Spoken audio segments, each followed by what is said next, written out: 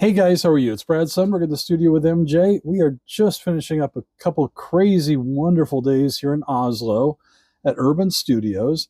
And Jock, I'm not making up this name, Jock Loveband. That is like the coolest name ever. That's his birth name, Jock Loveband. Born and raised in Australia, but wound up here in Oslo, Norway. Has been our host. This is Studio B, correct? Studio A. This is Studio A, sorry. Yeah, main studio. So we're in here with this beautiful Neve VR, right? That's right. A legend, VR legend it is. Neve VR legend. We've actually been out in the studio, but we're both tired and ready to go home and have some dinner. But Jacques was kind enough to spend a couple of minutes with me. I love recording studios, and I love studio life, and I love hearing how studios are surviving in 2025. But give us just a quick little synopsis of who you are and how you wound up in Oslo, Norway at Urban Studios. Yeah, sure. I did all my training in London. First at a studio called Utopia, and then another one called the Power Plant. That was Robin Miller's studio. He's mostly famous for his productions of Sade. And he built the studio, and I did all my training there. After that studio closed down, we had some financial difficulties, and then the studio was closed, and then I became Robin's personal engineer. So then we'd travel. We went to France on several projects, America on California, a few other projects. And then one of the projects was with a Norwegian singer, and we got together, and then that's why I'm in Norway. Okay. So now we have a daughter, and I'm settled here, so I'm staying. Fantastic. Yeah. So how did you wind up at Urban? How did this all come about? I had a couple of connections when I came through my wife, my partner, who is a singer. So she knew a few people in the business, and she knew the guys down here. So at one point they were looking for somebody to do some mixing. I came in and did a couple of mixing projects for them. They liked them. They asked me back. I did more and more projects, and then they left and new owners came. I was in somewhere else for a little while, and then I came back here to visit, and they were looking for somebody to take care of business. And so I ended up back here again. So I've been here pretty much on and off for 25 years. My goodness. Yeah. In this room? Pretty much, yeah. with the same Neve? No, we had a Trident Vector, to begin with. That was a lovely sounding desk, actually. I love Tridents. They're wonderful sounding, but we had so many technical problems with it. It was without getting into too much detail, when you have a problem with a Neve in one channel, you can just not use that channel. Okay. If you have a problem on the Trident, you actually have to take the channel out because that channel will affect all the others. Okay. So if you got a noise on aux3, for instance, that noise will appear on all the aux3s. Okay. Yeah. Okay. So this is we liked it, but it was too much work, and we couldn't have outside engineers using it. There was too many things wrong with it after a while. Okay. So now we got this. It's more solid, and it sounds lovely. When did this go in? We've had it a while. 12 years probably. Yeah. So I mean, stuff like that, I love stuff like this. It fascinates me because you've been hands-on on this desk in this room for 12 years. Yeah. I mean, I know more than that, but so I mean, you have the connection, you know everything, you know this thing inside now. Yeah. I mean, these desks are great. Not every part of the desk is great, but they have beautiful mic pre's. And the thing I like about the mic pre's is that I'm listening to somebody playing guitar in there or singing or doing whatever. I come back in the room here and I'm hearing the same. What you just heard. I'm hearing what I heard. Right. And that sounds like an obvious thing, but it's not always the case. You know, you need good signal path and good mic pre's and everything else to get, you know, to capture the sound in there and bring it in here and put it on tape. Mm-hmm. And I mean, you've got just a beautiful array of, you know, if I can say it, old school. I mean, the DBX 160s are some of my favorite compressors, obviously the 1176. So during our break, you had a group of guys in here, a group of my guests, and they mentioned something about your approach, or can you, and I was out there working, but can you just give a quick little summary for some of my listeners? Yeah, that's cool. I was taking the point of view that if I was going to have anything to say about what I do, my job, anything else, I should try to find something that is not taught in college, something extra, something that's just maybe I've discovered over the years, or something else. And so I've been thinking about this, and I kind of refer to it as the psychology of recording, if I dare to make such a bold statement. I love it. But basically what it's about is it's you can learn all the technical details in college. What mics to use, what patterns to use, how to set the mics up, how to record, how to get the right level, how to mix, how to do a lot of things. You can either learn online or you can learn from, from other people or from college. Mm-hmm. So what I wanted to bring to the table was how to manage a session and how to work with a band to get the best results possible. Okay. You know, and so I would break that down into, it's very important to establish a relationship with the band from an early period, meet the band, go to some of their gigs, become familiar with what they are, and especially what they want from an album. So I can impose my idea of how they should sound on them, but that generally is not a good idea. Right. I need to listen to them and find out, and even if they're vague, oh, we want the album to be some like this or that, that's my job to find out exactly what it is they want. So that's one thing, to bring to communicate well with the band and establish a relationship with the band, and they need to trust me. Right. So that process helps, you know, all that talking and meeting and like talking about the songs and going through it, it all helps establish a relationship. Right. Once we're in the studio, then we might find, let's say, for instance, the singer is a little nervous, right? Sure. I'm recording, singer's done a couple of takes. They're not great. Maybe some bits of them are good, but the take is generally not there. Right. And I'm sitting here and I'm listening and I'm thinking, well, I've seen this person sing well.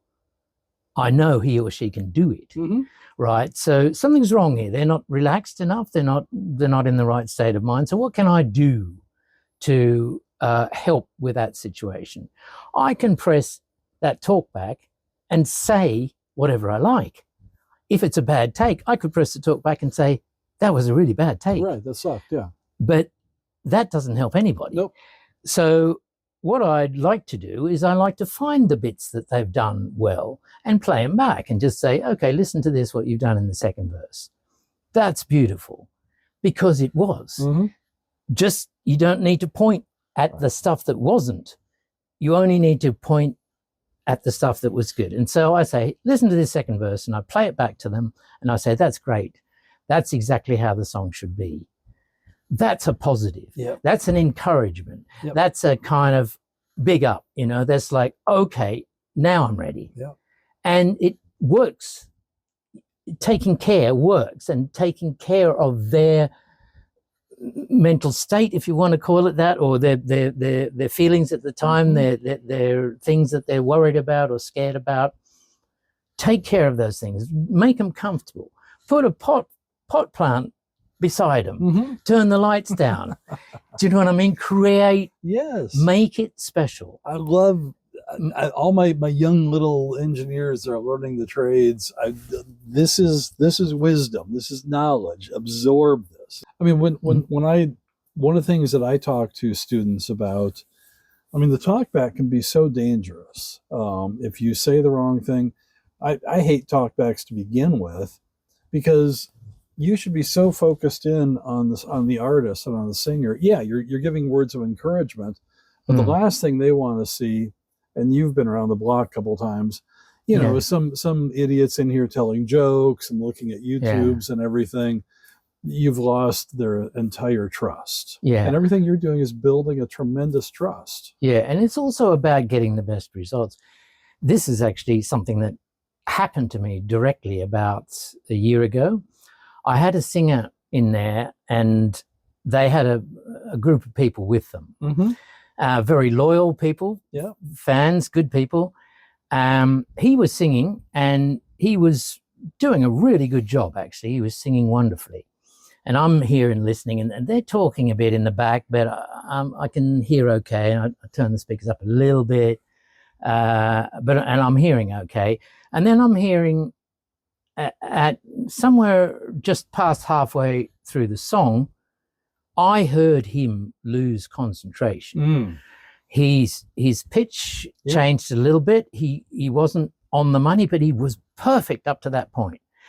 And then he kind of slightly recovered, and then the rest of the song was okay, but not great. Right. But the first part of it, the first 2/3 of it, was wonderful.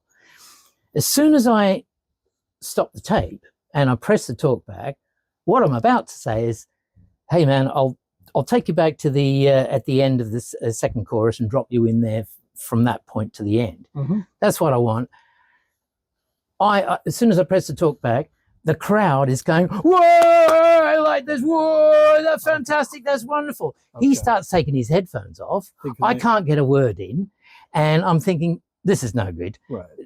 So I had to say to them, listen, okay, guys, just stop, The point was that he then said, fine. And we went back to that place, dropped him in, and it was a perfect join, and the song was beautiful all the way to the end.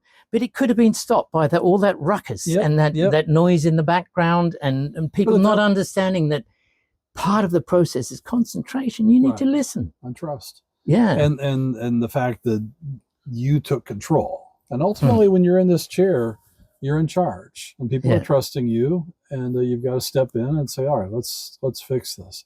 Yeah. So Jock, that was crazy good advice. And I'm dead serious. When I talk to students, I talk to them about focus and making the artist comfortable. So, I mean, to hear you kind of say all that in a different way, I think is amazing. I do talk to a lot of student groups all over the world. I just got back from Australia, your home country, a few months ago. And I talked to a lot of kids at SAE and Abbey Road and different schools. It's a tough question, but what advice would you give a student that wants to get into this industry? You need to have a love for music, I think. You need to be prepared to work hard and not. It's a difficult business. There's not a lot of money in it, and so you do it for the love. That's what you do. Because you can choose a career path that earns you lots of money, or you can choose a career path where you get something back that it isn't money. It's something else. It's just something that keeps you going because you have a passion. Right. So it's harder these days in some ways. But it's really about just listening, about taking every opportunity to learn, I think is an important part of it. When I started my career, I was making tea. Right. I made a lot of tea. But while I was doing that, I was also pestering the maintenance guy to teach me how to calibrate the machines, for instance. We had to do that every day in those days, back in the 80s when I started. So I didn't have to do that. I just wanted to know. I wanted to know everything that I could know. So I pestered the engineers, I pestered the maintenance guys, and I learned a bit of this and a bit of that. And then by the time there was an opportunity for an assistant, I was actually ready. I felt like I was ready. I knew all the things I needed to do. Right. So that helped me a long way. Yep. That just having the attitude of wanting to learn, to gain knowledge, to appreciate knowledge, appreciate people who have experience. That was a lovely thing about the power plant when I was younger and I was making tea, because once I made my tea, and I'd set up some mics as well, so I was starting to be an assistant. There are periods, of course, during the daytime where there's not much going on, or at least not much for me to do. Right. Once everything's set up, then different things are happening.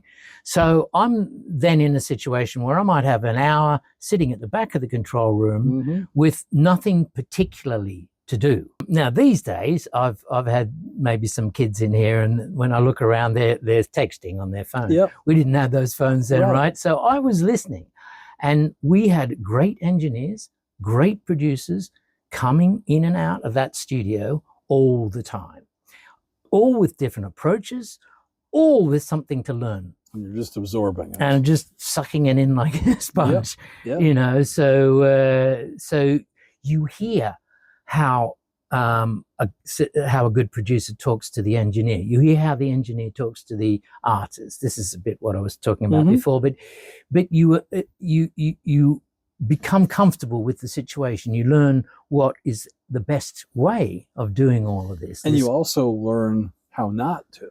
Yes. When you get the disaster sessions, that's true. The hothead producer and the temper tantrum singer, and so you learn both sides. Yeah. All right. So final question, and this one, I don't want to say it's a loaded question, but I'm genuinely curious because I'm in so many studios around the world. Urban is chugging away. You're not. I'm not trying to be judgmental or anything. You're probably not making the kind of dollars that maybe it was 20 years ago, but you guys are you're still here. You're doing it. Yeah. How has it changed, or what are you doing? What is Urban doing that's keeping the wheels moving forward? Right. I'll start off by describing a bit more how it was when I was in my training, which was from '86, where I started in power plant. Yep, same. In those days, there was more money about. There was more money. In fact, I'd say 99% of the projects we did in the power plant were directly from record companies. Okay. They were record company paid projects. They were generally well budgeted. Good budgets. And we would have time to really do things well if needed. It's, how long does it take to do a mix? That's just a big question mark. Sure. There's no amount of time. You could spend one day or half a day or 3 days or a week. But having the luxury of having a little more time to perfect things was lovely. Yeah. Now, things have changed. There's no single fault, I don't think. You've got CDs disappearing. You've got Spotify now kind of not paying out really, in my opinion, what they should. Everybody now has a feeling that music is free or should be free. Yeah. Now, that's fine. That's a lovely concept. but in reality, it means that the people who are making it don't get paid or don't get paid enough. Right. And that's tough. It's tough on the artists, it's tough on the studios, and it's tough on the whole, all of the people who are engaged in making it. So nowadays, we haven't actually put our rates up that much in the last 20 years because it's not been easy to do it. Other costs have gone up. But we just cut down on things that are not essential. I would like to have 2 people helping me, like we had in the old days. Sure. But I don't. I do it all myself. Wow. Okay, so that's okay. I sometimes get a student in, or somebody to help me, or somebody who wants to learn, and we do. They help me, and I And teach them. respectfully, they probably slow you down. Sometimes, sometimes. But so you have to do it a different way. Correct. We don't have other staff. Back in the day, we had a cook, we had a cleaners, we had reception staff, we had a manager, we had a lot of different people in the building who were doing different jobs connected with, so that we could do our job, Right. and just not have to think about those other things. We'd stop and it'd be dinner. Right. Dinner's on the table. Bam, back to work. Right. Perfect. So so that can't happen anymore. Right. It's just not possible to pay all those wages. Right. So we do things on a shoestring, but we work hard, and we hope that the work that we do generates clients, and that they say nice things about it and they come back. Right. Amazing. Absolute pleasure. You've been a wonderful host, a good friend. The first time you and I met, I think, was 6 or 7 years ago. Was it here that? in Oslo? Yeah, it was like 2017 or 2018. Wow. I know, it goes by. Yeah, Neither of us wow. have aged. So that's good. Absolute pleasure. Thank you for having us. But thanks so much, Brad. Yeah, no, this is a lovely thing, really lovely thing. Thank you. And those people were happy. I saw them all coming out. They had a good time. They learned something, and they went home happy. That's what we try to do. Yep. So absolutely. So thank you for sharing some wisdom. I wish you all the best, and I can't wait to come back and see you again soon. Absolutely. I hope you do. Thank you. Thanks, guys. Have a good afternoon, evening, morning, whatever. Take care. Have a good week. Cheers.